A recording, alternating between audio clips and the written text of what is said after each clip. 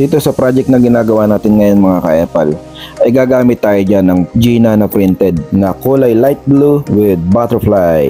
Gagawa tayo ng palda, at sa paggawa ng palda mga ka-epal, una, kunin muna natin ng skwala para pantay ang ating tela. Then gagawa tayo ng tatsilok. Bali yung tela na yan, naka double fold na yan, ipo-fold pa natin ng patatsilok. Tapos susukatin na natin yung haba, plus idadagdag natin yung bewang. Kung halimbawa ang bewang ay 20, apat na hati yan, magiging tagpa 5. Tapos di garter yung gagawin natin, mag-allowance tayo ng tagwa 1 inch or pwede rin tagwa 1.5. Tapos saka natin gugupitin ng medyo pa-curve para maging pabilog siya. Then pagdodoktongin natin, ibabalensyana natin para hindi tayo mag-aging. Then gugupit tayo ng 5 inch na tela para naman sa bewang, ida-double fold natin at doon natin ipapaloob ang garter. Pagkatapos saka natin i-hem sa baba ng maliit na maliit lang, 1/4 lang. Gagamit tayo ng folding na 1/4 para mas padali. Then tapos na ang ating palda.